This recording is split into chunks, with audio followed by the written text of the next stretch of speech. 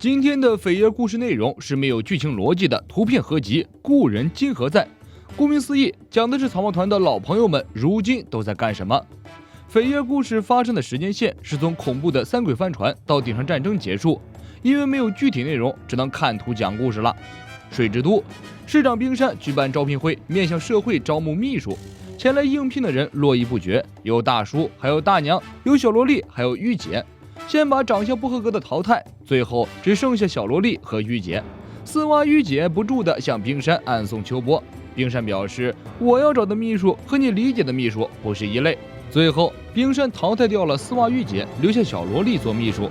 卡雷拉造船公司的副社长巴里在水之都的人气相当之高，几乎仅次于老板冰山。他刚在街角露面，狂热的粉丝们就将整条街围了个水泄不通。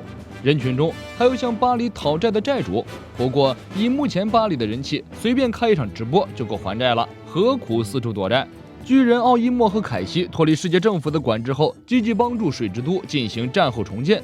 托两大巨人的福，水之都的重建工作又快又顺利。奥伊莫和凯西并没有在水之都停留太久，告别了水之都的居民，他们前往故乡艾尔巴夫海军基地。达斯奇妹妹正在向科比讲述刀剑的使用技巧。为了变强，科比一直都非常努力。巴基和红发在镇上的关东煮小店里把酒言欢。虽然两人颇多恩怨，但是巴基不得不承认，这个世界上他唯一的好朋友就是红发香克斯了。恐怖的三鬼帆船一战之后，莫利亚手下的干部霍古巴克与狮子头阿布萨罗姆相约到海边度假。这两个人的心真是大，船长都被路飞揍成猪头了，他们俩还有闲情雅致去度假呢。老沙和 Mr. One 越狱之后，很快又组建了自己的犯罪组织河马帮。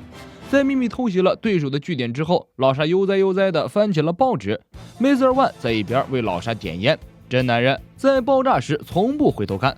自打草帽路飞潜入了推进城，推进城的铜墙铁壁的传说就被打破了。比金氏的越狱事件还恶劣的是，路飞的越狱带走了大批让世界政府头疼的超级犯人。然而麦哲伦和汉尼依然悠闲，好像什么事情都没有发生过。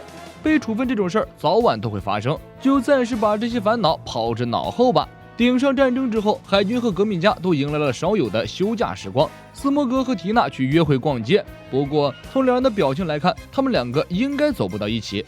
伊万科夫与龙换上训练装，给组织里培育的电话虫浇水。小萨蒂与多米诺在街上逛吃。繁忙的工作之后，没有比逛街和吃美食更解压的事情了。慎平看望了以前的老朋友鹰眼米霍克，并大方地请他吃了一顿章鱼烧。雷利来到双子峡看望曾经的战友库洛卡斯，提起当年一起在海上乘风破浪的岁月，雷利忍不住哈哈大笑。赤犬在休息的时间里喜欢修剪盆栽，做一些安安静静的事情。黄猿凑过去夸赞赤犬的手工活真不错，这么好的发财树，不知道有没有见过光速梯。赤犬表示，你这个老六，回你的幼儿园做园长去吧。青雉与朵莉尔姨娘在海上荡起双桨。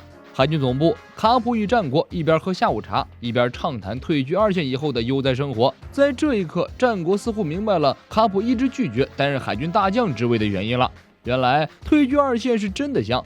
故事的最后，艾斯、萨博、路飞三兄弟在森林中联手对付野兽，一如当年。这样的画面恐怕只有在扉页故事中才能见到了。